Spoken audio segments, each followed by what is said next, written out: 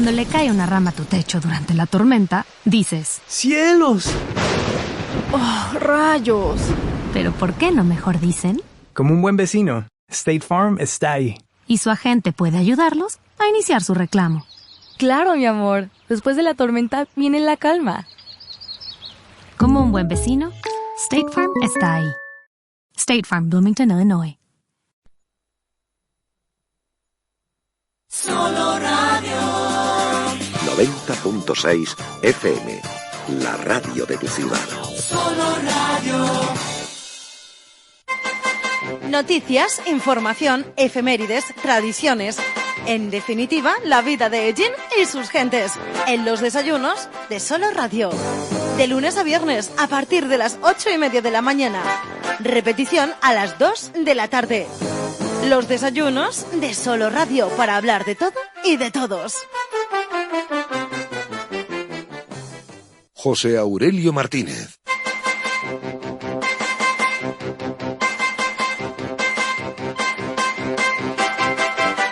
Muy buenos días, saludos cordiales. 39 minutos pasan de las 8 de la mañana. Si nos están escuchando en directo, muy buenos días, gracias por estar ahí.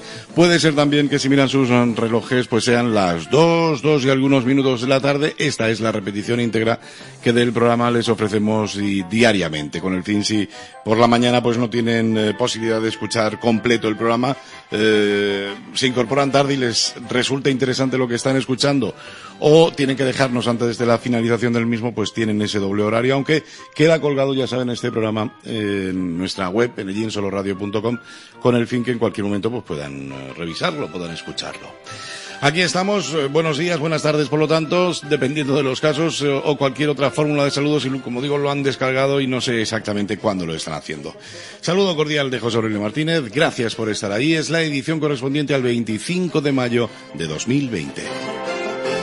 Los desayunos de Solo Radio, programa de los servicios informativos de esta casa, siempre con contenidos muy interesantes y poquito a poco pues ya preparándonos, espero, para que los lunes el protagonista sea el deporte llenero, ya cuando se recupere la acción deportiva en nuestro entorno, nuestros equipos, nuestros deportistas pues vuelvan a estar otra vez al 100%.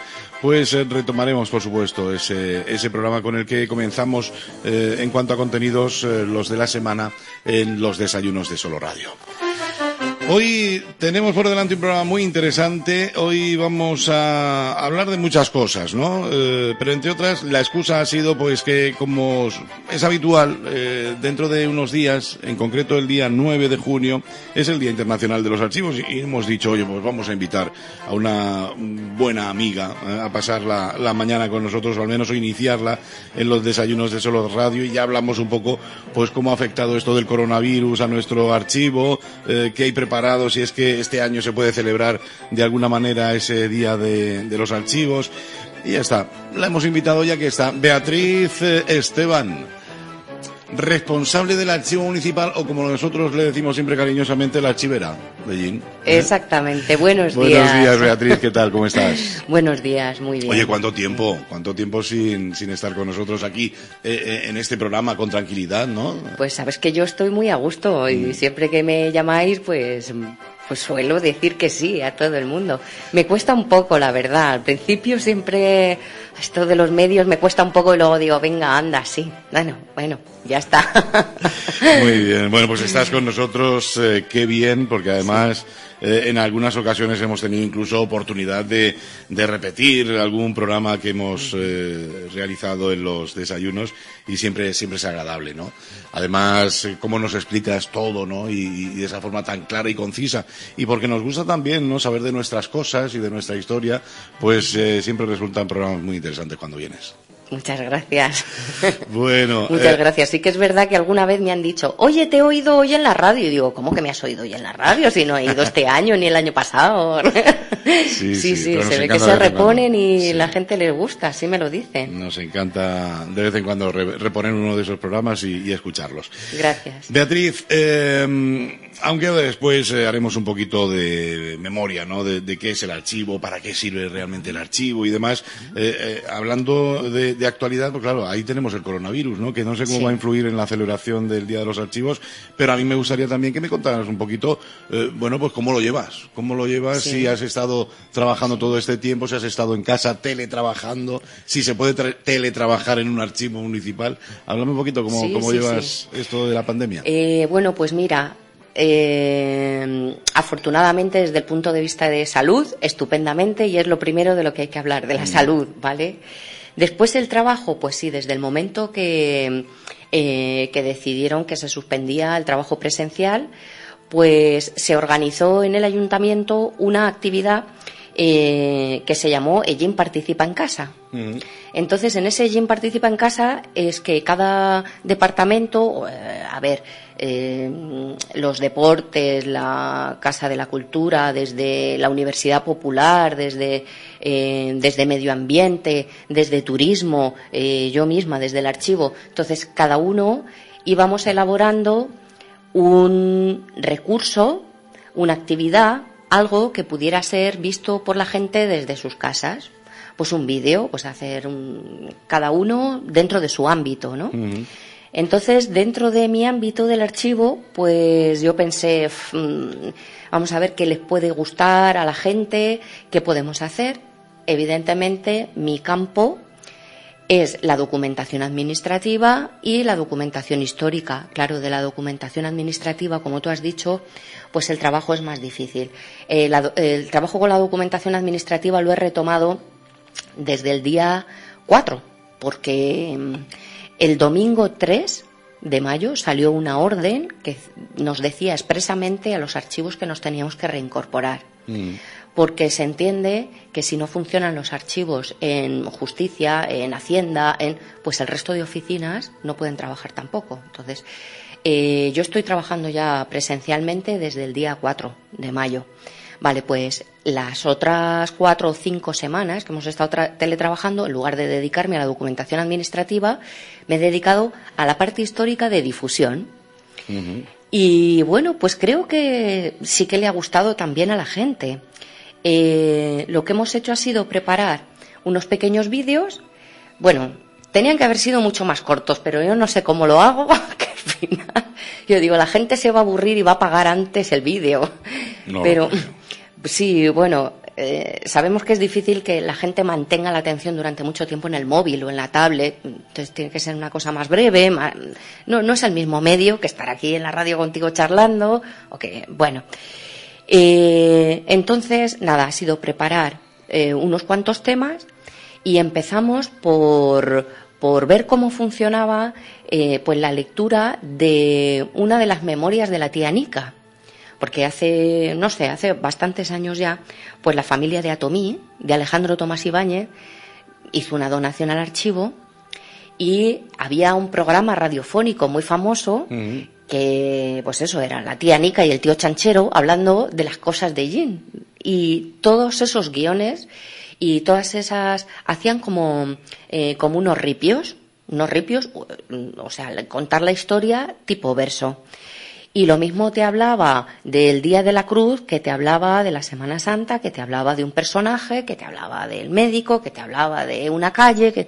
Entonces, hay, pues de la tía Nica creo que tenemos como unos 500 versos. O sea, hay de todos los temas ellineros, de todos habidos y por haber. Y bueno, dijimos, vamos a ver cómo empezamos también, cómo se lo toma la gente, porque al irnos directamente a casa, al encerrarnos, pensábamos, igual la gente piensa que esto es un poco, no sé cómo decirte, banal, o un poco no van a tener interés en escuchar esto ahora. Están pendientes de las noticias de lo que es la enfermedad, de la evolución de la enfermedad. Pero, para nuestra sorpresa, pues sí, ciertamente no podemos tener la cabeza las 24 horas hablando de la enfermedad, hablando del COVID, entonces necesitas una vía de escape y esto era un poquito, pues una vía de escape. Bien, pues tuvo éxito. Hablamos en esta ocasión de los nombres antiguos. Entonces, que si uno se llamaba Segismundo, que si otro Cloroldo, entonces, nombres antiguos de Egin. Y vamos, vimos que sí que tenía algún calado. Bueno, pues dijimos, vamos a ver un poquito más. Si la gente atiende a un poquito más de historia, ya más, con más enjundia, ¿no? Y nos fuimos a una fotografía que había de 1928, o que creíamos que era de 1928, y una fotografía que creíamos que era de una visita que hizo un arqueólogo que se llama Obermayer, y pensamos que lo que se veía en esa fotografía pues era interesante de explicar. El caso es que conforme más íbamos incidiendo en la historia de esa fotografía, y después con el debate posterior que ha habido en las redes, pues es muy probable que tengamos que hacer otro vídeo, porque parece ser que ni era en 1928 ni era Obermayer, ¿vale? Madre mía. Pero esto es lo que tienen lo buenísimo de las redes sociales. La aportación de todos es fundamental. O sea, nadie sabe todo y es muy fácil meter la pata y bueno, mira, y es lo mismo que están haciendo ahora con iniciativas periodísticas, por ejemplo, para contrarrestar los bulos. Sí. Entonces, hay páginas donde te dicen, bueno, pues vamos a ver si entre la colaboración de todos somos capaces de poner en pie esto, porque hay mucha gente que tiene conocimientos especializados en cosas. Y había más gente que sabía de arqueología, mucho más que yo. Y había gente que conocía, en fin. Entonces, bueno, sí que dimos unos datos. Era una fotografía en la que aparece Juan Martínez Parras y otra serie de personajes, e intentamos descifrar los que eran. También creo que tuvo bastante éxito de desentrañar y descifrar una fotografía, que muchas veces pasamos así, pues muy de largo, y ves una foto y dices, bueno, bien, vale, una foto antigua que está en blanco y negro. Pero detrás de cada fotografía hay una historia. La siguiente semana de Egin Participa en Casa, pues ya el tercer festival, y vamos haciendo primer festival, segundo festival. Bueno, quiero decir también que quiero agradecer la labor que ha hecho Diego Beltrán estos días, porque ha sido el encargado de coordinar toda esta actividad bueno, no sé si tanto de coordinar, pero sí que de hacer el montaje de los vídeos, que todos le hemos ido llamando a cualquier hora, cualquier día, da igual que sábado, que domingo, por la mañana, por la noche. Oye, Diego, que he dicho esto, he puesto esta imagen y la quiero quitar y quiero poner la otra, que he grabado esto en el audio y lo quiero cortar y quiero decir otra cosa. Entonces Diego Beltrán ha estado allí trabajando mucho, mucho. Y bueno, pues el resultado luego, que era lo que se veía en las redes. Ahora, el que esté interesado puede ir a la página de YouTube del Ayuntamiento, busca en YouTube Ayuntamiento de Egin y verá en el cartelito Festival Egin Participa en Casa. Pues ahí estamos todos, como os he dicho, desde Medio Ambiente. Y bueno, pues como os decía, para el tercer festival hice Carlos V en el Callejón del Beso, que creo que ese ha sido el que más le ha gustado a la gente. Porque es verdad que mucha gente me había preguntado que si era verdad que Carlos V había estado en Egin, el gran emperador. Entonces, es muy difícil, no tenemos fuentes documentales, lo he dicho muchas veces, que en el archivo, desgraciadamente, se ha perdido el 80% de la documentación histórica, pero siempre hay resquicios en otros sitios. O sea, no es solo el archivo de Egin, están también los archivos de Murcia, los archivos de Madrid, el Histórico Nacional, el Histórico Provincial de Albacete, que hay más archivos y más recursos. Y luego están las hemerotecas, y luego están pues desde el Google Libros, que es cantidad de documentación ahí. Las universidades tienen ya bibliotecas especializadas a disposición, es decir, que los recursos con los que contamos son muchos. Bueno, pues rascando, vimos que hay alguna noticia sobre que Carlos V vino a Egin. Es algo prácticamente se puede considerar, como sucedió en Murcia, anecdótico. Es decir, que no supuso un cambio para la ciudad. Aproveché también estos pequeños vídeos para contar cosas de la historia desde otro punto de vista, o cosas que si bien que muchas veces mezclamos la leyenda con la historia. ¿vale? Pero si es todo leyenda, es todo leyenda. Entonces yo quería contar que no porque viniera Carlos V aquí le dio los privilegios a Ellín. O sea, decía que el privilegio de tener el mercadillo, el mercado de los miércoles, se lo había dado Carlos V, y eso no es cierto, ya existía desde antes, desde los Reyes Católicos. O sea, cuando vino Carlos V aquí pasó sin pena ni gloria. Lo que pasa es que es un acontecimiento que se queda en el ideario, y de eso, como os digo, como no hay fuentes documentales, se va transformando en leyenda. Y otra cosa muy curiosa era poner en relación esa visita con una posible visita a una casa de citas. ¿Vino realmente en visita regia o vino realmente en una escapada? Porque se conoce que uno de los puntos débiles de Carlos V era su afición a las mujeres, y en algunos casos adolescentes. O sea, pero bueno, porque el concepto también, estamos hablando del siglo XVI, sí, ¿vale? Del año 1500 al 1558 es cuando vivió Carlos V, y entonces, bueno, pues era otro concepto de todo, de todo. Hoy podría resultar hasta escandaloso, ¿no? Y bueno, y hasta delito en algunos casos, ¿no? Entonces, bueno, ese relato sobre Carlos V en Ellín, pues también le gustó bastante a la gente. Y ya la última semana en la que participé, como os digo, antes de incorporarme ya al trabajo presencial, pues fue sobre los caramelos de Ellín, que es otra cosa. Fíjate. Que bueno, en fin, yo creo que si por algo es conocido Ellín, es por los caramelos. Verdaderamente que se han hecho últimamente unos estudios turísticos, y cuando tú preguntas fuera de aquí qué conocen de Ellín, casi más que la Semana Santa son los caramelos, sobre todo entre la gente mayor. O sea, es más probable que alguien en la otra punta de la península haya probado los caramelos que haya venido a la Semana Santa. Y antes era muy, muy, muy, muy propio. Yo tengo un recuerdo, bueno, como sabéis, soy de Soria, y yo mi recuerdo de infancia, tenía unos vecinos, siempre decía, hola Agustín, hola. Entonces el señor, mira qué chica más simpática, le voy a dar un caramelo. Se echaba mano al bolsillo, me daba un caramelo, y era un caramelo de Ellín.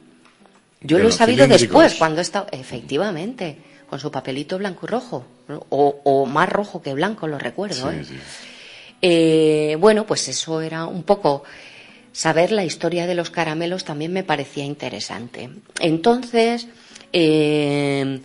por casualidad, porque uno de los compañeros del ayuntamiento me hizo una pregunta sobre la Elisa, pues lo centramos en los caramelos La Elisa.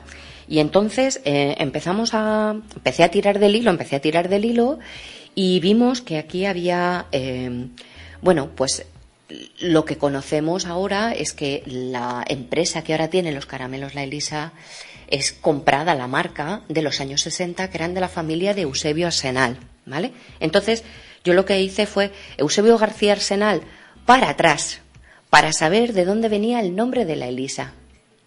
Y entonces llegué a hacer la genealogía completa de todos los hijos de La Elisa y quién eran sus padres, con quién se casó, y que realmente han sido una generación de confiteros desde el tatarabuelo, El tatarabuelo ya ponía de profesión confitero en las partidas de bautismo, y estamos diciendo que ese señor nació en 1760 o una cosa así.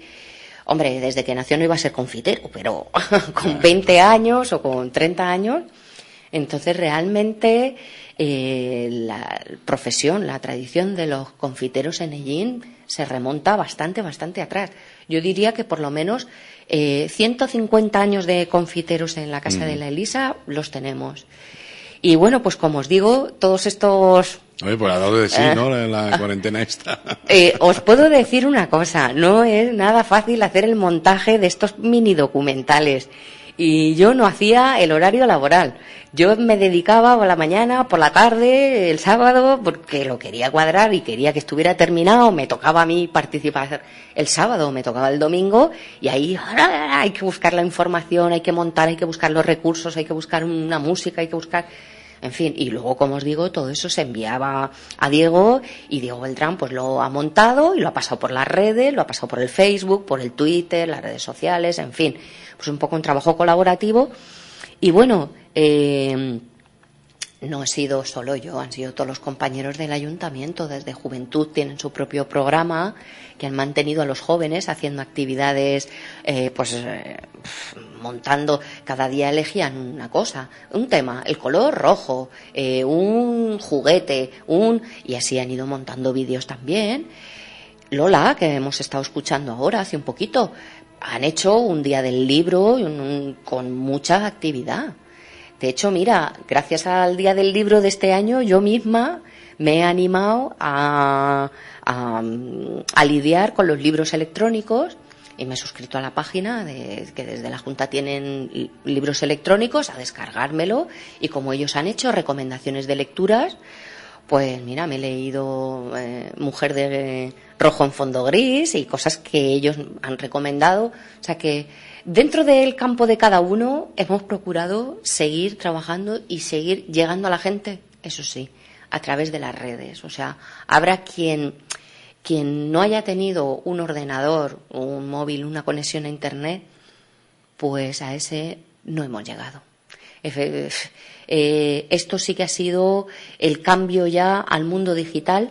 Llevábamos un camino, pero esto ha sido ya definitivo.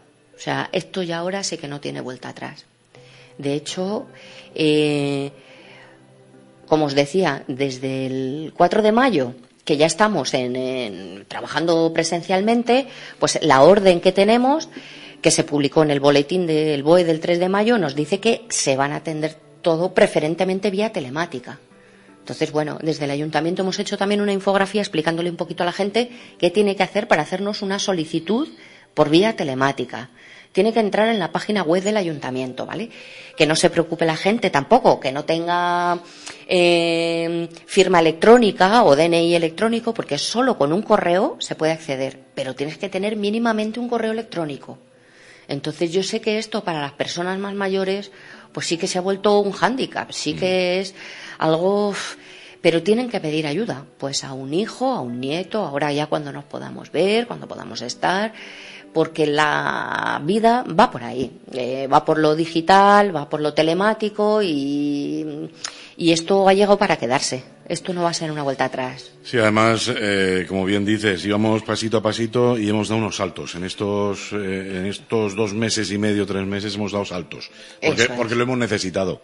Y entonces, pues, quizás hemos recorrido mucho más distancia en menos tiempo. Eso y esto, pues, ya la vuelta atrás es difícil. Sí. Volver atrás. Sí. Yo lo que veo es eso, que necesitaremos un poco de acompañamiento a los más mayores que se vean fuera de este mundo virtual, electrónico, digital, telemático. Todo esto pues vamos a necesitar darle un poquito más de apoyo a personas, bueno, a los más mayores y a gente que tiene menos recursos, que no puede pagarse 80 euros al mes en tener conectado todos los dispositivos y pagar una conexión a Internet. O sea que... Bueno, pues vemos sí. que ha dado de sí, ¿no? Todo este tiempo, que habéis tenido una actividad importantísima a lo largo de los peores momentos de esta pandemia, y esperemos que esos peores momentos hayan sido ya, y lo que viene a partir de ahora, que se habla tanto, no sea tan grave. Y entonces, ¿esto va a influir en la celebración del Día Internacional de los Archivos sí, en claro. el mes de junio? Fíjate, me lo has preguntado al principio y fíjate cómo me he liado y no contestaba la pregunta. Es que te hacía eso, que cómo lo habéis llevado, sí, perdona. Y si va a influir, lógicamente, en la celebración del Día de los Archivos. Claro, efectivamente. No vamos a hacer ninguna actividad presencial. En los años anteriores, pues sabéis que unos años hemos hecho visitas guiadas. El año pasado hicimos la Ruta de la Guerra. Hemos hecho pues charlas. Hemos invitado a gente que venga a hablarnos de, pues generalmente temas patrimoniales, temas históricos o coincidiendo una efemérides. Vale, pues este año, lo que os decía antes, pues volvemos a celebrarlo, porque sí que lo vamos a celebrar. Esto se viene celebrando desde el año 2008. no es muy antiguo, ¿eh? La celebración del Día de los Archivos solo lo hacemos desde el 2008, que es cuando se decidió que iba a ser todos los 9 de junio, porque un 9 de junio de 1948 es cuando pues se había dado pie a la creación del CIA en Archivos, que es el Consejo Internacional de Archivos, dentro de la UNESCO, ¿no? Bajo los auspicios de la UNESCO, y dijeron, bueno, pues como esto fue un 9 de junio, pues en el año 2007 dijeron, pues a partir del próximo ya vamos a celebrar cada 9 de junio. Entonces, nos gusta celebrarlo pues para explicarle a la gente qué son los archivos, a qué nos dedicamos, qué hacemos, vale. Pues como os digo siempre, la parte de difusión cultural está en relación estrecha con la historia y procuramos celebrar las efemérides. Este año se celebran los 75 años del final de la Segunda Guerra Mundial. Y es la fecha de la liberación de los campos nazis. No sé si la gente tendrá en mente una fotografía que es muy famosa, que es de Mauthausen, y se ve muchísima gente abajo y un cartel arriba que está en español que da las gracias por la liberación del campo. Dice, los españoles antifascistas celebran, no me acuerdo las palabras exactas, pero era la bienvenida a los americanos que liberaban los campos nazis. Porque a esos campos nazis habían ido a parar muchos españoles republicanos. Cuando se acabó la guerra civil en España, habían salido por los Pirineos, se habían ido a Francia, pero llegó un momento que, pues, que como empezó la Segunda Guerra Mundial, que fueron apresados por unos y por otros. A España tampoco le interesó, a Franco no le interesaban para nada los republicanos, dijeron, pues hacer con ellos lo que queráis, y lo que queráis fue que terminaron en los campos nazis. Entonces, con ese motivo, pues se han publicado desde Cataluña, que han sido siempre pioneros en este tema, y ya con lo que había sucedido el año pasado y el anterior, que se habían puesto a disposición de la gente unas bases de datos con los nombres, bueno, y algo más que los nombres, hay un poquito de historia de cada uno también, de los 9.000 españoles que terminaron en los campos nazis. De esos 9.000 españoles, el 60% falleció. Imaginaros las enfermedades, el hacinamiento, o gaseados, como los judíos que estaban en los mismos sitios, ¿eh? Y bueno, pues dentro de esos también hubo hellineros. Hubo aproximadamente unas 15 personas que eran de aquí de Hellín. Y entre esas personas de aquí de Hellín están los hermanos Ochando Bleda, ¿vale? Resulta que hace, pues en el mes de enero, estuvimos hablando con uno de los artesanos, con Juan Serrano, que su madre le decían Juanica la Posposa. Juanica es Juana Ochando Bleda, ¿vale? Pues sus hermanos estuvieron en los campos nazis. Uno de ellos falleció y el otro sí que sobrevivió, aunque con dificultades de todo tipo, pero sobrevivió. Y al mismo tiempo resulta una historia muy curiosa de oír.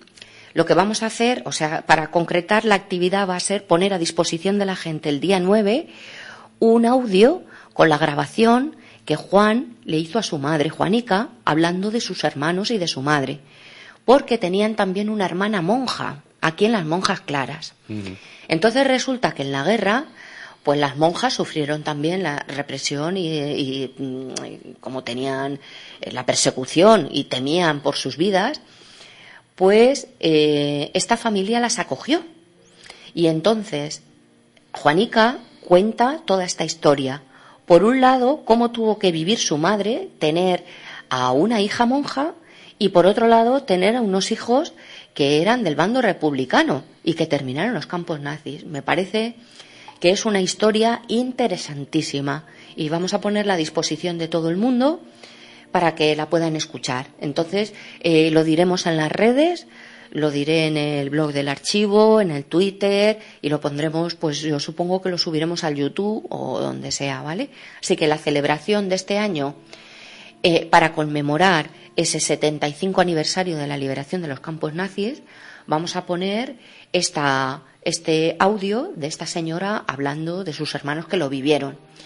Y también se va a acompañar, está mi compañera Irene haciendo un magnífico trabajo que hay que tener mucha paciencia, y es que lo está transcribiendo. Entonces pondremos el relato por escrito por si alguien se lo quiere descargar también. Como decíamos antes, para esas personas más mayores que igual no tengan acceso a los audios o al vídeo, pues que alguien se lo imprima y se lo deje leer el relato, que yo creo que es una cosa local, pero que tuvo su... O sea, al revés, ¿no? Una cosa global que tiene su reflejo local y a la gente le puede resultar interesante. Y esa es la celebración que vamos a hacer. Una celebración marcada por este coronavirus que ha marcado nuestra vida en estos últimos meses, que por cierto, claro, nos hace mirar en nuestra propia historia, ¿no? Esta situación que estamos viviendo, ¿no? Hace unos días tenía un programa con un buen amigo común, Juanjo Villena, donde en positivo hablábamos de la repercusión que podría tener este tema, ¿no? en la sociedad actual. Intentábamos también buscar algo similar, ¿no? Que nos hiciera perdernos la feria o perdernos la celebración de la Semana Santa y demás. Aparecía lógicamente por ahí aquellas gripes española y asiática de 1957-58, también la española en torno a 1918. En los archivos tenemos información de estos momentos, al igual supongo que quedará de todo lo que ha ocurrido en estos meses, ¿no? Pues sí, mira, para estos meses yo he advertido a algunos compañeros precisamente de que a la larga será un hecho histórico. Claro. Porque el recluirnos en las casas, esta cuarentena, esta paralización absoluta de toda actividad económica, esta carga en los hospitales, ¿no? Todo lo que ha conllevado la pandemia. E incluso los fallecidos. Que sin duda efectivamente, mucho... es que hay que empezar por ahí. Eso es lo primero. Lo primero es que estamos hablando de una crisis sanitaria. Entonces, lo principal ha sido la gente que ha perdido la vida en estos momentos. Pero mira, vamos a ver, sin restarle importancia, como tú decías, para verlo en positivo, tengo que decir que el haber cumplido esta cuarentena y el habernos aislado, pues nos ha llevado a que la mortalidad haya sido infinitamente más pequeña que la mortalidad de la pandemia de 1918. Ahora más o menos se dice que iremos por unos 30.000 fallecidos, ¿no? Sí, por ahí. Aproximadamente, sí, para redondear, ¿no? Sí. Unos 30.000 fallecidos. Son muchos fallecimientos y basta con uno si es un familiar tuyo. O sea, no quiero decir... Pero la comparación es por la extensión de la pandemia. Cuando hablamos de la gripe española de 1918, hablamos de 50 millones de fallecidos, 50 millones de personas fallecidas en el mundo. Incluso algunos hablan hasta 100 millones de fallecidos. Hombre, la horquilla es muy grande, entre 50 y 100, pero es como no había una forma de contar. Ahora la gente se ha puesto muy nerviosa también cuando decía, pero ¿cuántos han fallecido? Pero no me lo creo, pero el número...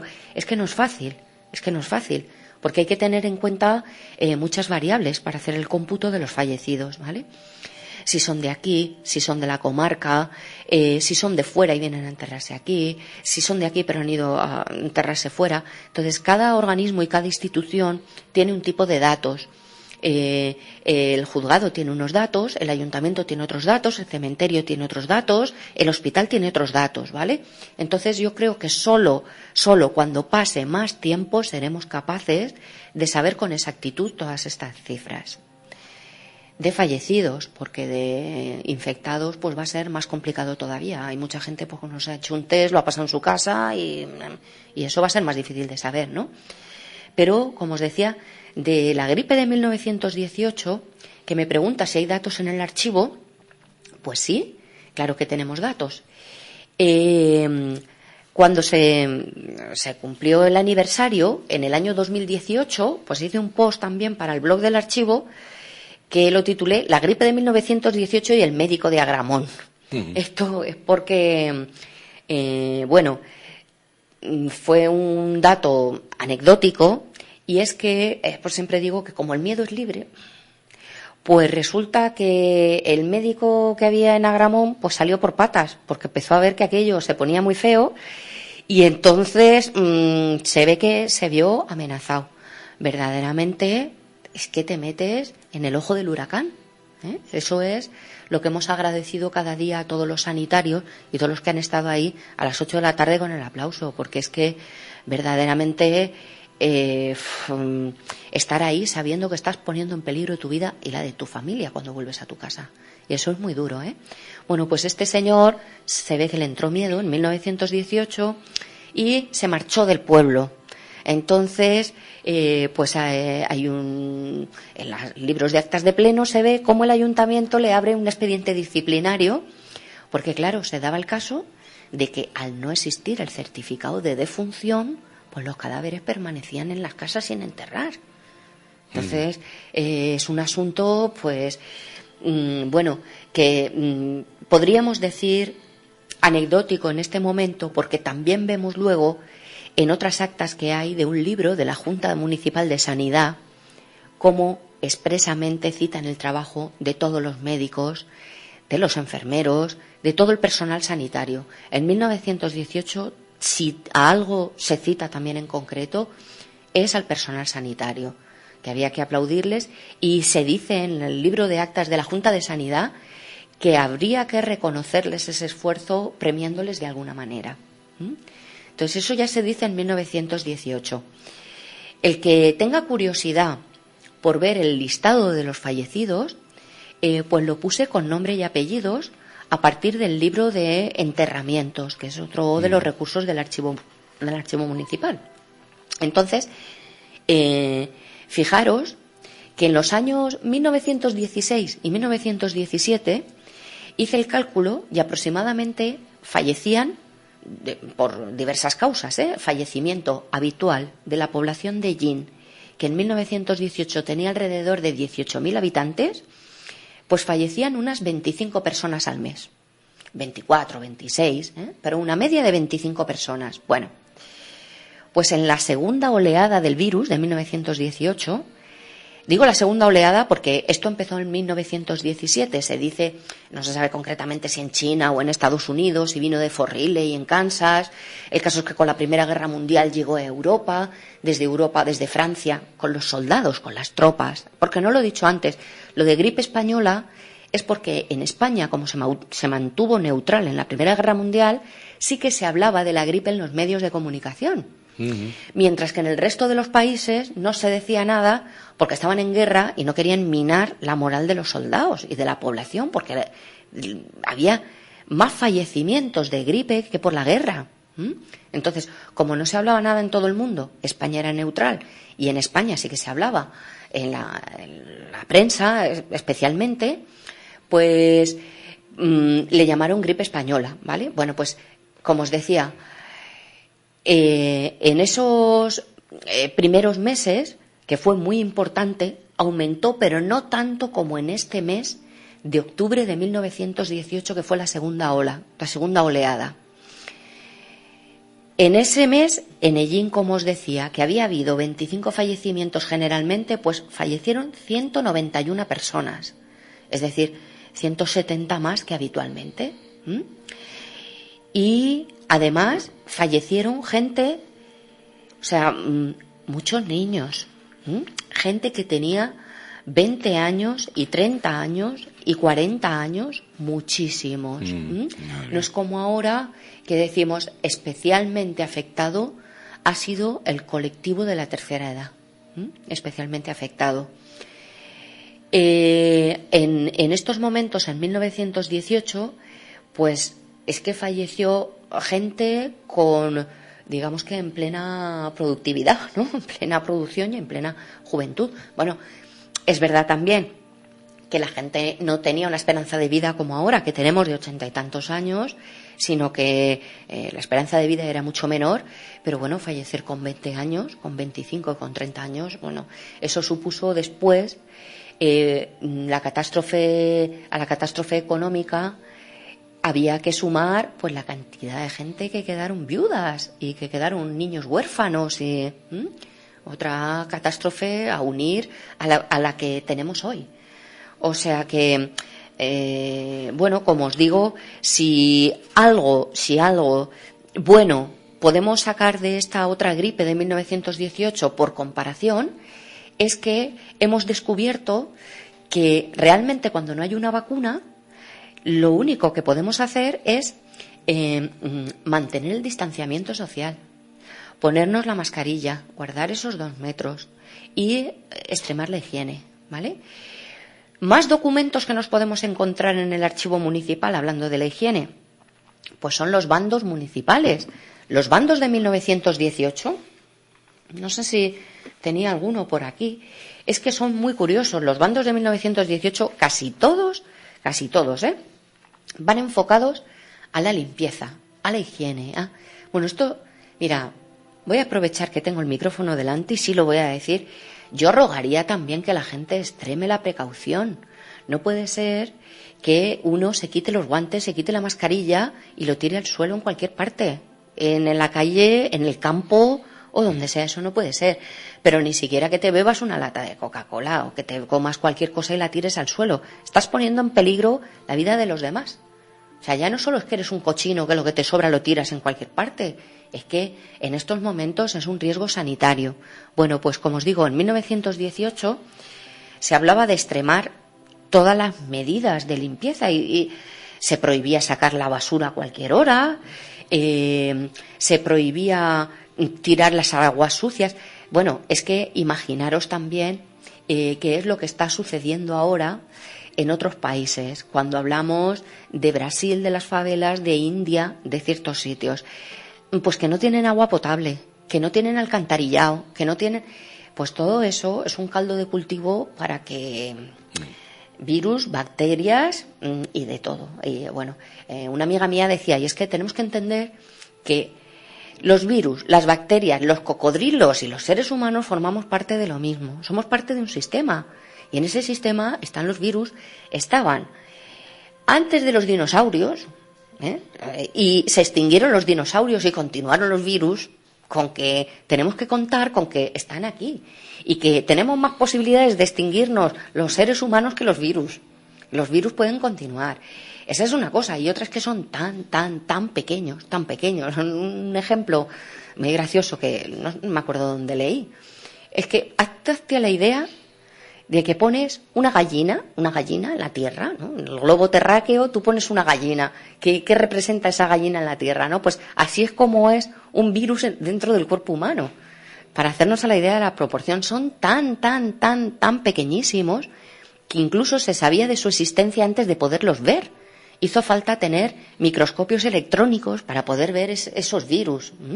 Entonces sabemos que es algo que está ahí, que es algo que se repite cíclicamente, pero que es algo que si vamos aprendiendo las lecciones podemos combatirlo como hemos hecho ahora.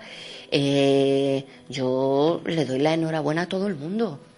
O sea, a pesar de todo, hay cosas que se va a tener que ver, que tenemos que mejorar, pero hay otras cosas que con respecto a la gripe de 1918 pues ha mejorado indudablemente. Y estamos hablando de ese agua potable, de ese alcantarillado. O sea, no podemos decir que vivimos en las mismas condiciones que hace 100 años. Tenemos muchos más medicamentos. Por ejemplo, claro, cuando se te complica con una neumonía, pues ya tienes un medicamento para contrarrestar las bacterias y otro tipo de cosas y otras enfermedades secundarias, ¿no? Que en esta época no la tenían tampoco. El desarrollo de la penicilina era mínimo. Entonces, bueno, en estos bandos, mira, cosas, por ejemplo, que tenían en cuenta. Decían... Claro, no había lavadoras en las casas, ¿vale? Entonces la gente tenía que ir a lavar al lavadero, pero decían, vamos a ver, que vayan primero los molineros a lavar el trigo y después que corra un poco el agua y ya que después vaya a lavar la gente. Entonces tienen en cuenta no mezclar la alimentación con... O sea, tienen ese miedo también a que haya una transmisión a través del agua, que tantas enfermedades había habido. Os quiero poner otro ejemplo que me has preguntado, lo de la gripe asiática, porque resulta que hablando de enfermedades y de transmisiones por el agua, pues en los años 50 aquí me habían dicho en Ellín que mucha gente había tenido tifus, que el tifus había sido una cosa recurrente en Hellín. Y resulta que ahora con esto de las gripes, pues nos hemos puesto a buscar en el archivo a ver si había algún documento también de esta otra gripe que se llamó la gripe asiática del 57, que también llegó a Hellín en el 58, y hemos encontrado un libro completo, un libro donde se registraron todos los enfermos que yo pensaba que habían sido de tifus, y ahora me queda la duda de si no son los enfermos de la gripe asiática. Porque solo pone día que enfermaron, cuándo enfermaron, y no pone de qué, no pone de qué. Bueno, pues este libro es muy curioso también, es un libro de registro de los médicos.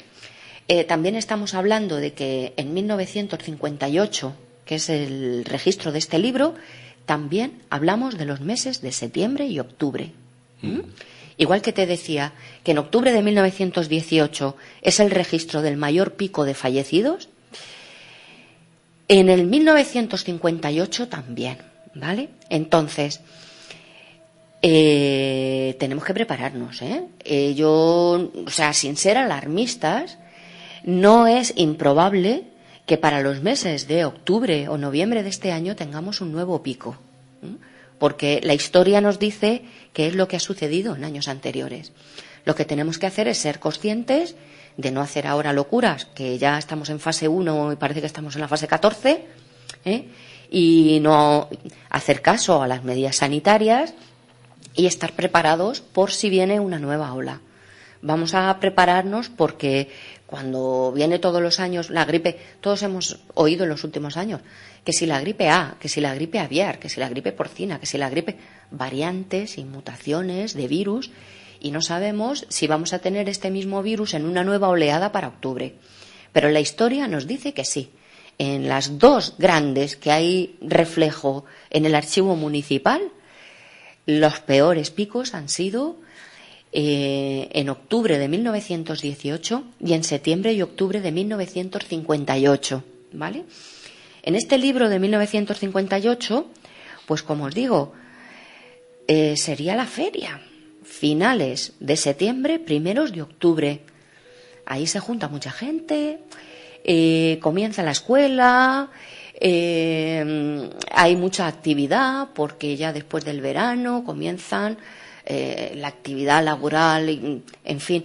Entonces ahí tenemos que tener una gran precaución, Pues como os decía en este libro, se pone el cabeza de familia y se dice ¿cuántas personas viven en la casa? 5. ¿Cuántas se han enfermado? 2, 3. En algunas casas todos los miembros. En otra de 6 miembros que eran se han enfermado 4. Y después dice, pues qué observaciones. ¿Tiene algo o no tiene nada? Significa tiene algo o no tiene nada de seguridad social, que si tiene algún tipo de ayuda médica y si no, pues es que tenían que pagar 1.500 pesetas, 2.000 pesetas, 1.250 pesetas. Imaginaros también con 3 o 4 miembros enfermos en una casa pagando las facturas, que es un poco lo que les sucede a los americanos, ¿no? En Estados Unidos. O sea que, por comparación entre la gripe del 18 y la del 58 y la de hoy, tenemos que decir que gracias a que tenemos el sistema sanitario que tenemos, que eso es importantísimo también, un sistema sanitario universal y gratuito, porque eso si no hubiera condicionado también los fallecimientos.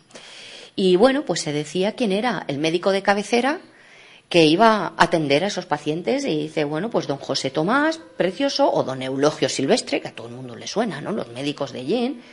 Va don José Tomás, va don Eulogio Silvestre, va don Antonio Vaquero, va don Manuel Heras. ¿Quién es el que iba a visitar a estos enfermos? Si tenían ficha o no, y el día de la visita. Bueno, pues en este libro empiezas a pasar página de las visitas que tuvieron que realizar los médicos en septiembre y en octubre, y he contabilizado más de 650 personas. No daban abasto tampoco, de día y de noche. 650 personas.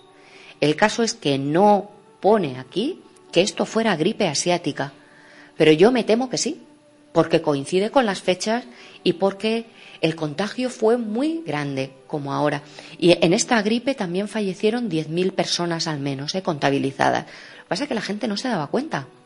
Mira, te voy a contar una anécdota muy curiosa que me ha sucedido con mi padre estos días. Ha sido su cumpleaños. Y entonces le preguntaba a mi padre, digo, mi padre nació en el 37, o sea que ya tiene una edad. Digo, no sé, papá, ¿tú recuerdas algún episodio de gripe así? Dice, pues la verdad que esto de tenernos que quedar encerrados en casa no lo recuerdo. Y que hubiera gripe, pues que fuera gripe, pues yo tampoco me acuerdo.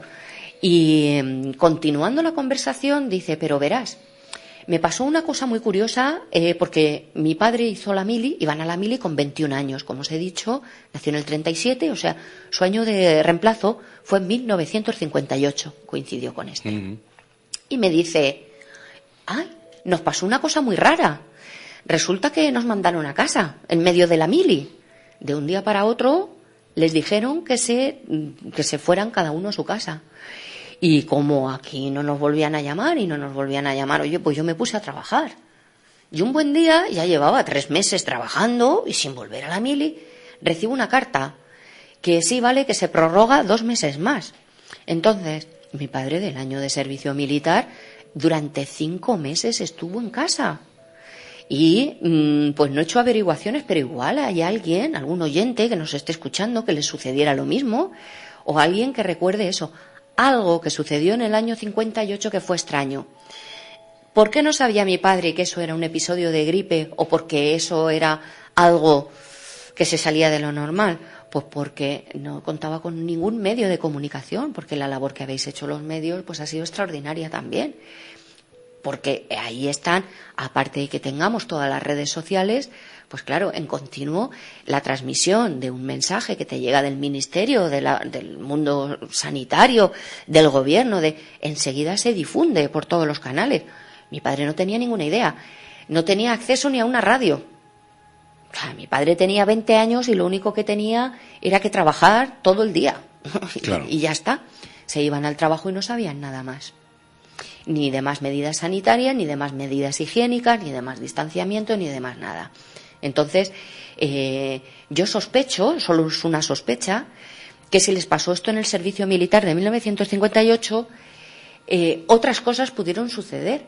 Yo sé que hay gente aquí que me ha dicho, es que a mí me empezó a sangrar la nariz, que era otro de los síntomas, por ejemplo, que sucedió en la gripe de 1918, aparte como ahora de insuficiencia respiratoria, de toses, se decía que tenían un sangrado por la nariz. No sé si a alguien le ha podido pasar, igual sin saber que era la gripe asiática del 58, la tuvo y la pasó. No lo sé. Bueno, pues esos datos que quedan ahí, como quedarán los de esta pandemia, ¿no? Con el paso de los años, ¿no? Todo esto se convertirá, no sé quién estará sentado ni a ese lado ni a este lado. Sí, y si pero otros seguro. Si la radio, dentro de 100 años otros seguro, José Aurelio. Si la radio seguirá existiendo en ese momento o ya no, habrá otras fórmulas de comunicación, pero el caso es que, bueno, pues hablarán, ¿no? De lo ocurrido en este 2020. Seguro, hablarán seguro, porque te digo, ahora se han revisado todas las pandemias, hasta la del Imperio Romano, hasta la peste negra, hasta... Cólera, ¿vale? Claro, porque al principio todo el mundo decía, madre mía, lo nunca visto. No, perdona, es que tenemos una memoria muy frágil, lo nunca visto en nuestras vidas. En las vidas de los que tenemos 40, 50 años, ¿vale? Que... no son historias que nos hayan contado y que la memoria no nos da, pero enseguida que recurres a la historia, enseguida que recurres a los archivos, como os he dicho, las epidemias y las pandemias es algo que están ahí de forma, no sé, si más natural o más artificial. Eso es una cosa que no podemos saber ahora mismo, pero que eso ha existido y existirá. Y tenemos que tener en mente que antes, por ejemplo, yo que sé, cuando se hablaba de la peste negra, pues para que se contagiaran unos países a otros, estamos hablando del año 1348, la gente iba andando en mulo, en burro, como mucho. Entonces, Aunque sí que es verdad que los primeros contagios es a través de los barcos, llegaban a las costas y era mayores focos de contagio pues cuando venía gente de unos sitios a otros. Se decía que había una pulga que iba en las ratas a través del contagio de esas pulgas. Bueno, pero como os digo, eso podía avanzar 20 o 30 kilómetros por día, me parecería incluso mucho, ¿eh? Pero hoy, una persona que está en Estados Unidos hoy, mañana está en Japón, y al revés. Claro. Entonces, la globalización, que ha tenido cosas muy buenas para muchas cosas, para otras las va a tener muy malas. Como, por ejemplo, para pegarnos los virus. Y también creamos unos eventos que son masivos y nos encanta ir al fútbol y a los conciertos y juntarnos 40.000 personas y cuando empezó la crisis, que es una de las cosas que se ha criticado al gobierno, ¿no? Que se permitió lo de la manifestación del Día de la Mujer. Bueno, no fue la manifestación del Día de la Mujer el único evento que hubo. Es que hubo toros, es que hubo fútbol, es que empezaron las fallas en Valencia, es que a los bares nos gusta ir a todo el mundo, es que nos relacionamos de una forma muy estrecha y mucho más los sureños, que me refiero sureños en Europa, a los italianos y a los españoles, que lo hemos sufrido más también, pues porque somos los que más estamos en la calle y porque, aparte de otras cosas, ¿vale? Aparte de si hay más medios sanitarios o no, bueno, habría muchas cosas que estudiar ahí. En fin, pero quiero decir con esto, y como he dicho desde el principio, que la historia y los archivos sirven precisamente para aportar ese punto de memoria. Cuando no la hay, volver la vista atrás y decir, ¿esto ha pasado antes? Pues sí, y además ha pasado peor. Fíjate lo que te digo, ha sido peor.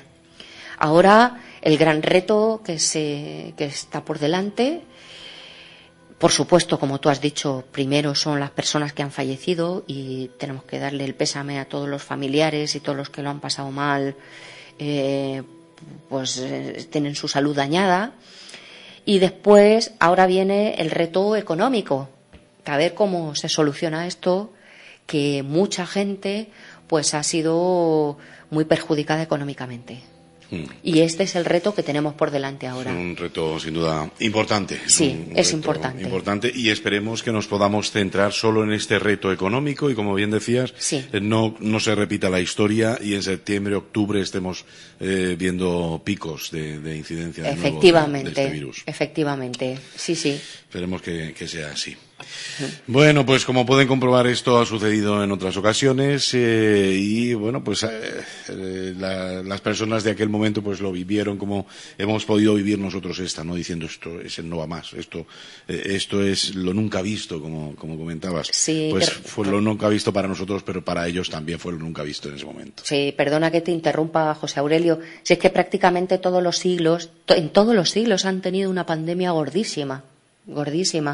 De proporciones, pero algunas se mantienen en la memoria y se van a mantener de forma muy fuerte.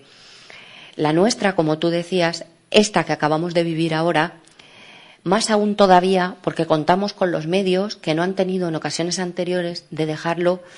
¿Quién no ha hecho un vídeo? ¿Quién no ha hecho un audio? ¿Quién no ha hecho una grabación? ¿Quién no ha hecho una foto? ¿Quién no ha mandado un mensaje? Todos esos son testimonios que se conservarán en su mayor parte y que después, como has dicho tú, de los años y de los años y de los años, se podrá ver cómo se ha vivido. Entonces, claro, habrá de todo, porque habrá quien vea vídeos de gente que se ha puesto a jugar a la raqueta de balcón a balcón y digan, mira, no lo pasaban tan mal, tenían comida, tenían agua, tenían luz, tenían no sé qué. Esa será una parte, y otra parte será esas imágenes de los hospitales, ese IFEMA con todas las camas montadas, la tristeza de la muerte en soledad. Eso se hablará, y se hablará pues del trabajo de tanta gente. O sea que afortunadamente no ha sido tan grave gracias a los medios que tenemos hoy, pero que si aprendemos un poquito puede ser cada vez menos grave. Son los desayunos de Solo Radio. Está con nosotros Beatriz Esteban, responsable del archivo municipal. Estamos, pues dedicando, y vamos a hablar de otras muchísimas cosas, pero es sin duda tan interesante lo que nos está comentando, ¿no? Es este momento que hemos atravesado, que estamos viviendo, trasladado en el tiempo, ¿no? En situaciones más o menos similares y como nos encanta echar la vista atrás y escuchar nuestra propia historia, pues nos resulta tan interesante. Beatriz, pues esto casi que nos obliga a tener en cuenta otra invitación para allá, para tratar algunos temas que se nos van a quedar en la mesa. Sí. Pero, en fin, ¿cómo crees que recogerán todo esto que hemos vivido nosotros y como decíamos antes, dentro de unos años no sabemos quién estará cumpliendo con tu labor dentro de 10 que parece poco, pues sí. Eso, 50, 60, sí. 70 años. Sí. ¿Cómo se hablará de esta pandemia en Ellín? ¿Cómo se hablará de la pandemia? Va a depender del historiador que la revise. Incluso, Beatriz, me atrevo a decir cómo será el archivo de entonces. Porque, claro, irá modificándose, claro. Como decías tú, los medios de comunicación, sí. ¿Quién archiva todo eso? Vale, ¿no? Vamos a ver, yo os voy a decir que yo voy a sembrar para que transformar lo analógico en digital. ¿Vale? Entonces, estoy ahora mismo de lleno. Hemos adquirido un software, un programa informático para que podáis tener acceso desde vuestras casas, por lo menos, y para empezar, a todos los libros de actas de pleno que conservamos. No son muchos, son desde 1864-65, y de ahí para acá, eso tiene que estar a disposición de todo el mundo. Entonces, el archivo lo que va a procurar es eso, tener un programa donde esté todo informatizado y un portal de difusión para que tengáis acceso, ¿vale? A ese portal yo quiero subir pues las fotografías, que ahora mismo no tengo fotografías de este momento, pero sí que hemos hecho una recopilación de algunas cosas y de algunos vídeos, como os digo, canales de YouTube, fotos que hemos visto en las redes, carteles. Esto ya lo veníamos haciendo de las anteriores. Mira, casi todos los años, cuando llega el mes de diciembre o el mes de enero, hago una recopilación y digo, Ellín en sus carteles, de todas las actividades que ha habido. Vale, pues ahora, igual que hemos hecho esa recopilación de años anteriores, haremos una recopilación de qué es lo que ha habido estos días. Como os decía, desde el Ayuntamiento Ellín participa en casa, pero otra gente y otras asociaciones también han hecho cosas. Han hecho, desde el confinamiento, actividades. Lo que tenemos que juntar es, como os decía antes, el historiador de dentro de 50 años se tendrá que encargar de reunir la información de cada institución, ¿vale? Porque yo no tendré, en el ayuntamiento no tendremos la información del hospital. El hospital tiene la suya. Los archivos se deben, cada uno, a la institución para la que trabajan, a recopilar en el día a día su trabajo, su actividad, ¿vale? Eso es lo que decíamos, que la definición de archivo es el día a día de tu institución. Entonces te decimos, el historiador del futuro tendrá que ir a los meses de marzo, abril y mayo del año 2020 a recopilar la información, a ver cómo son los expedientes sanitarios, a ver cómo es el archivo del hospital. Tendrá que ir al archivo del registro civil y tendrá que comprobar cómo son las actas de defunción y cómo son la inscripción de esas defunciones en este periodo. Tendrá que venir al ayuntamiento a ver cómo son esas instrucciones que ha dado el ayuntamiento, lo que ha dicho el alcalde, los plenos que ha habido, las manifestaciones que se han dado, y tendrá que recurrir a la información del ministerio, a las órdenes, a los boletines. Si uniendo todos esos aspectos, más las redes sociales. No se puede hacer historia, pero ni ahora, ni se podrá hacer dentro de 100 años con un solo dato aislado, ni con una sola visión. Porque os decía, sería muy sesgado ver que ha habido gente que para llevar el confinamiento, por ejemplo, desde Cultura en la Junta han hecho una cosa muy bonita, que es mira un cuadro y disfrázate como ese cuadro, ¿no? que es para hacer llegar la cultura a la gente en sus casas, para que sigan visitando los museos. Y pues es una actividad que si te quedaras solo con eso podrías pensar qué bien se lo pasó la gente, ¿vale? Entonces, en el futuro, esa visión global, si es un historiador serio, ¿vale?, tendrá que consultar las fuentes de los archivos de distintas instituciones. Pero esos archivos ya no serán físicos, tendrá que consultar las redes. Si no hay YouTube, habrá otra cosa. Es una de las cosas que nos preocupa ahora en los archivos, es la preservación a largo plazo de los objetos digitales. Y estamos de lleno metidos en eso, porque el problema que tenemos es que hay miles de formatos de vídeos, de foto en JPG, en TIFF, en PDF, en AVI, y no sabemos si todo eso vamos a ser capaces de leerlos a futuro. Entonces ya se está pensando en de qué manera vamos a ser capaces de tener o máquinas virtuales que reproduzcan eso, o migraciones a distintos formatos poco a poco para poderlo leer. Yo le digo a todo el mundo, digo, mira, ¿tú no tienes en tu casa un disquete de esos de 3 1/4? Porque ahora ¿dónde lo metes? Claro. Bueno, si me apuras, ya está un pendrive. O sea, es que dentro de 10 años en el pendrive no vas a tener nada. Un CD, pues sí, ya los ordenadores los están haciendo sin disquetera. Los formatos, tanto físicos como de formato, van variando mucho. Van variando muchísimo. Entonces, estamos en eso ahora mismo, en el problema.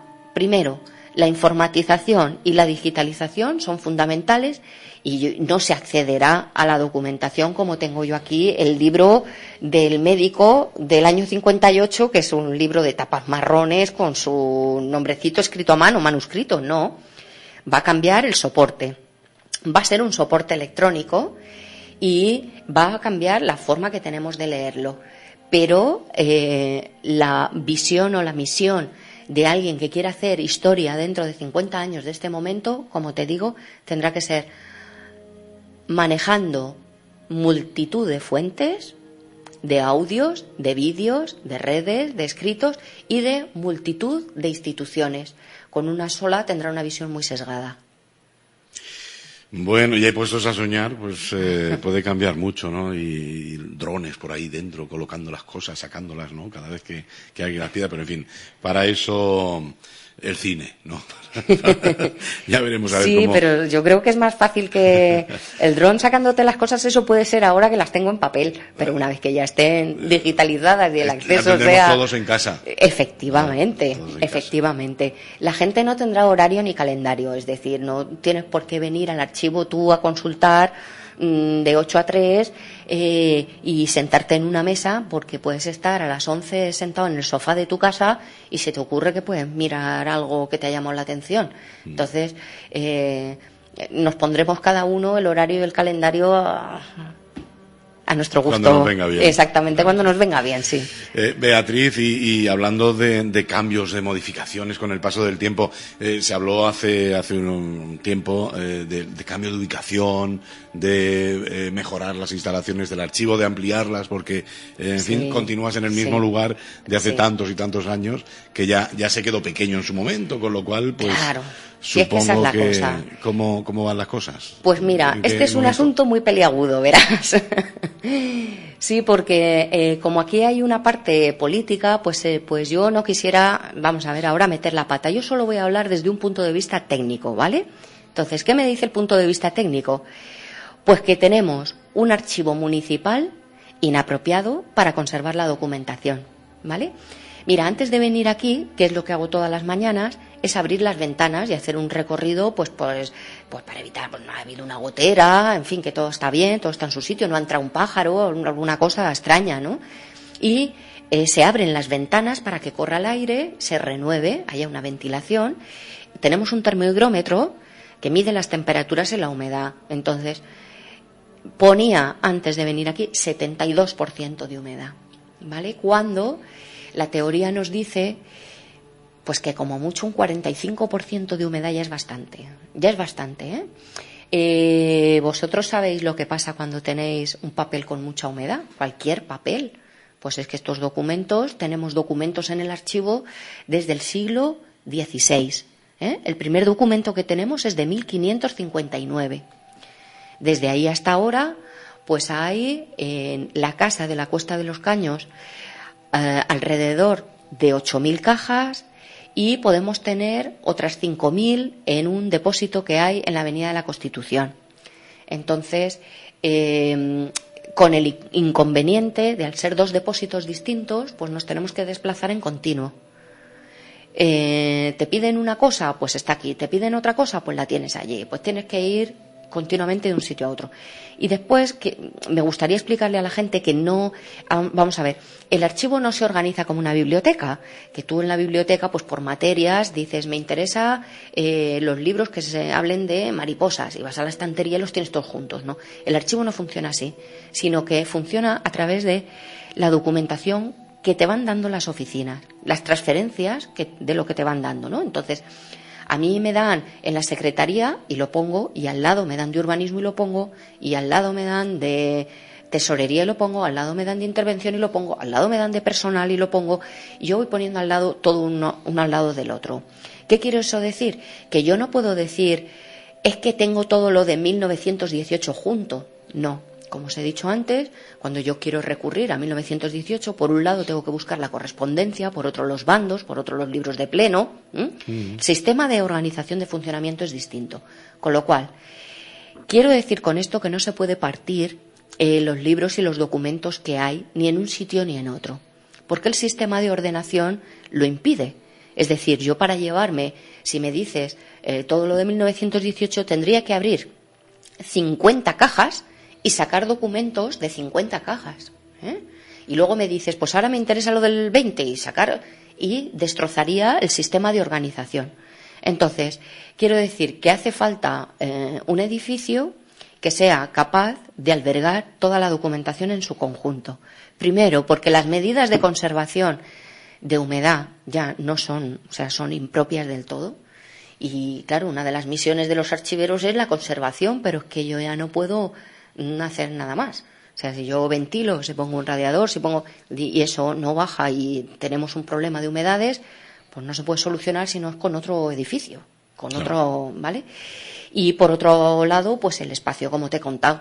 Entonces, sí me gustaría que ahora ya es la otra parte, que, como te digo, política, en la que no voy a entrar, pero sí que me gustaría que tomaran una determinación sobre un nuevo depósito de archivo, el que fuera pues con capacidad para toda la documentación.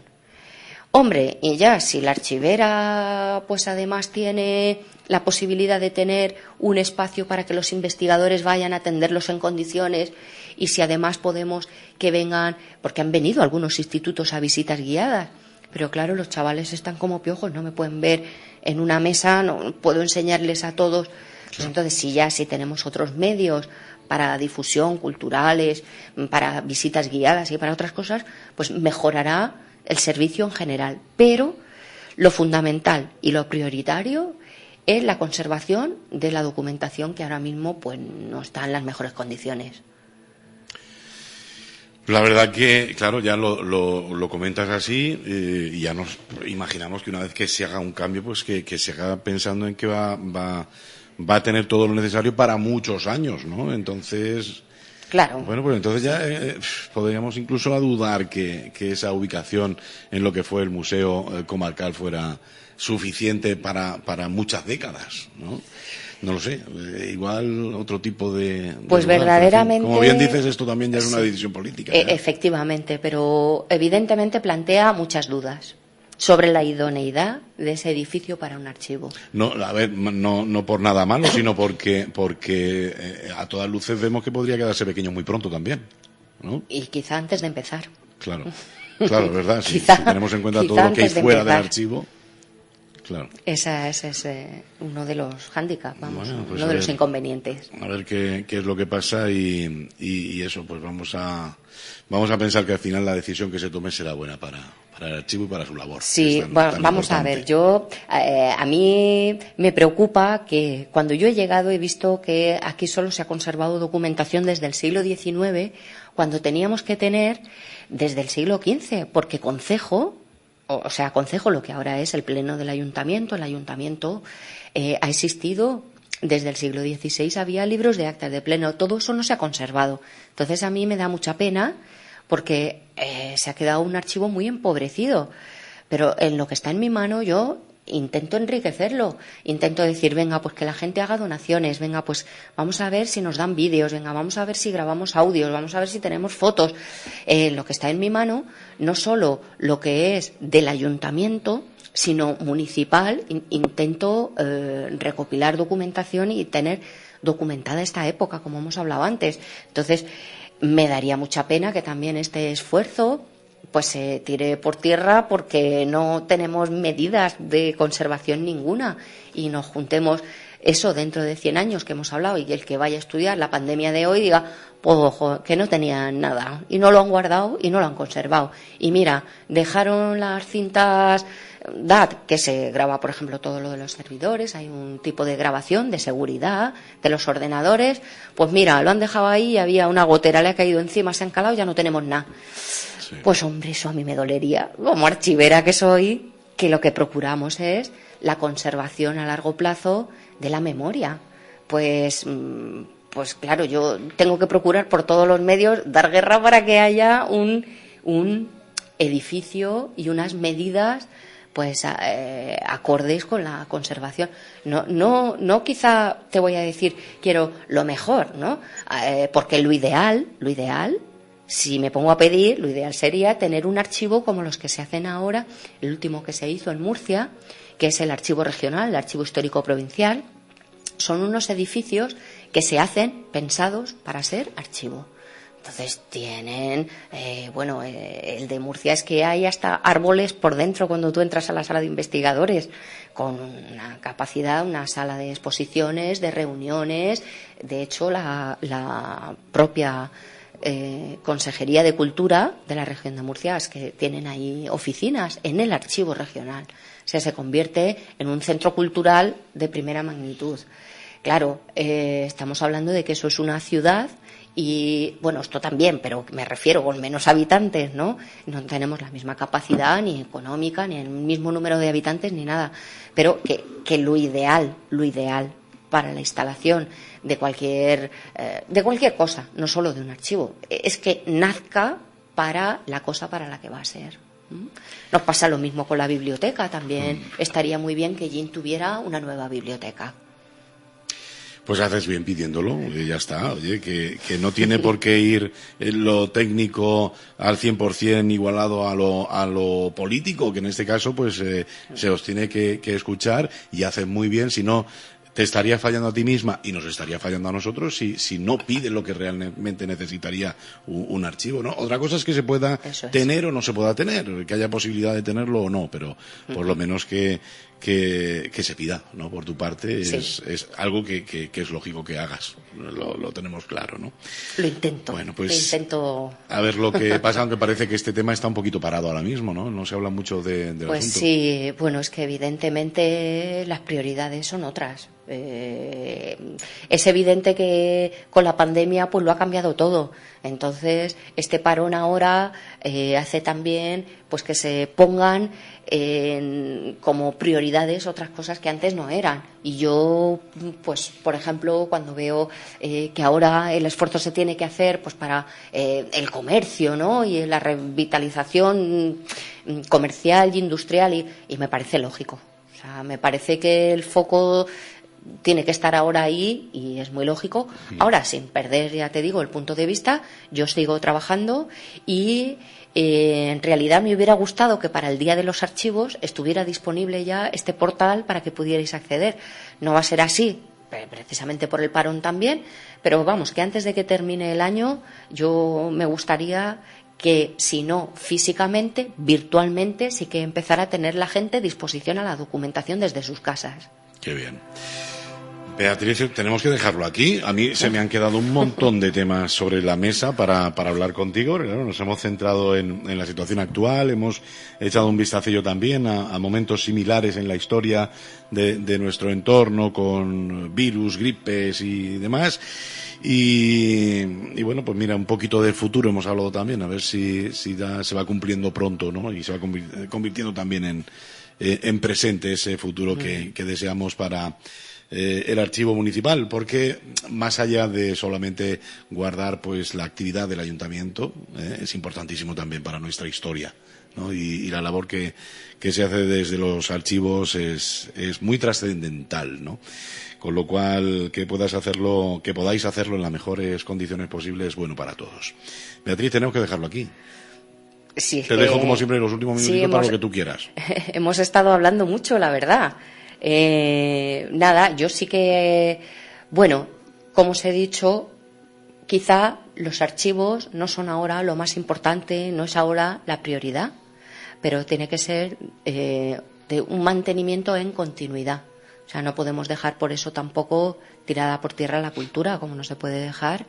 Entonces yo creo que hay que apoyar, por ejemplo, también el Teatro Vitoria cuando hace su llamamiento, pues porque por estas circunstancias no pueden estar proyectando cine y no hay ahora allí actividades, pero espero que haya una buena respuesta de la gente cuando la retomen y que si hacen un concurso la gente responda y que si hacen un llamamiento para que se le ayude, que quiero decir que la cultura también es parte inherente del ser humano y debe de estar ahí y que cada uno va a necesitar ayuda en su momento. Quizá ahora el momento sea de ayudar al comercio, a la industria y al empleo en Ellín. Y más adelante pues ya iremos los demás reclamando nuestra atención, ¿no? Y en ese sentido, bueno, pues también quisiera animar a la gente. Es una cosa muy sencilla cuando la gente dice, pero ¿y yo qué puedo hacer? Pues bueno, ahora mismo para animar el comercio local es comprar en Ellín, así de sencillo. Dejarse de comprar en grandes plataformas por internet y te tienes que comprar unos zapatos, te los compras aquí, te tienes que comprar ropa, te la compras aquí. Animar el comercio local para que todos podamos retomar y volver a funcionar significa pues ayudar al vecino. Y si te tienes que ir a la peluquería aquí, te vas a la peluquería aquí y, en fin, ayudar un poco significa eso, ser consciente de que aquí a nivel local también podemos hacer cosas. Más medidas que se pueden tomar localmente, que no hemos hablado del casco antiguo, pero también podíamos haber estado ahí otro momento. Pero lo vamos a dejar para otro día. Lo vamos a dejar para otro día. Sí, porque os quiero contar, mucho tema. Claro, os quiero contar también que estamos ahí, pues como formo parte de la plataforma del casco antiguo, pues vamos a apoyar a Daniel Hermida, que es de Ellín en bici, a un proyecto que nos ha parecido muy bonito, que se llama Vic en bici, que es recorre el casco antiguo en bicicleta. Otra de las cosas que tenemos que ser conscientes ahora es que tenemos que ir más en bici y menos en coche. Más andando y en bici y menos en coche. Y, como os decía antes, pues en este momento es bueno para apoyar algunas iniciativas que ayuden al cambio que veíamos que se avecinaba, porque no se nos puede olvidar ahora el cambio climático y todas las cosas, en fin, la contaminación, los plásticos, no que volver a la compra otra vez a coger 20.000 bolsas de plástico, no, que ya llevábamos un recorrido. Entonces estamos en eso ahora. Contribuir en la medida de lo posible al que ahora mismo lo necesite, no perder de vista que los meses de octubre para las pandemias han sido malos, que se pongan todos los medios que solicite ahora, desde medios materiales o personales, el sistema sanitario tiene que estar muy fuerte. Tenemos que cuidar a los sanitarios, tenemos que cuidarlos personalmente, económicamente, materialmente. Entonces, lo primero es el sistema sanitario. Y después, que económicamente también pueda funcionar la gente, retomar sus actividades y, pues, también desde el ayuntamiento los servicios sociales se están reforzando porque habrá que ayudar a ciertas personas que ahora más lo necesitan.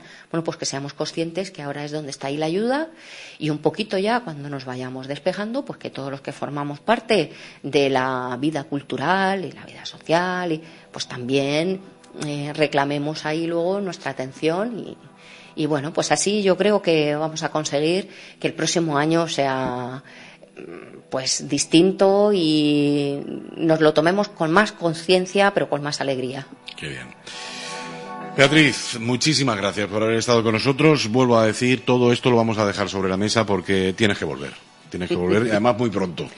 Muy bien, muchas gracias. Será un placer. Gracias. Gracias a ti. Nos quedamos sin tiempo, aquí lo dejamos, los desayunos de Solo Radio. Agradecidos también, por supuesto, a todos ustedes por la atención prestada. Y bueno, pues eso, el casco antiguo, saber exactamente cómo está nuestro archivo, qué es exactamente, cómo funciona, cómo podemos acceder a él, si podemos colaborar, qué podríamos ceder al archivo, qué cosas que tenemos en casa estarían mejor en el archivo, en fin. Son muchísimas cuestiones un poco más generales que hemos dejado fuera en el programa de hoy, pero que retomaremos en otro momento con nuestra archivera municipal. Hasta aquí los desayunos de Solo Radio en esta edición correspondiente al 25 de mayo. Gracias y nuestra programación continúa. Noticias, información, efemérides, tradiciones. En definitiva, la vida de Ellín y sus gentes. En los desayunos de Solo Radio. De lunes a viernes a partir de las 8:30 de la mañana. Repetición a las 2 de la tarde. Los desayunos de Solo Radio para hablar de todo y de todos. Solo Radio. 90.6 FM, la radio de tu ciudad. Solo Radio.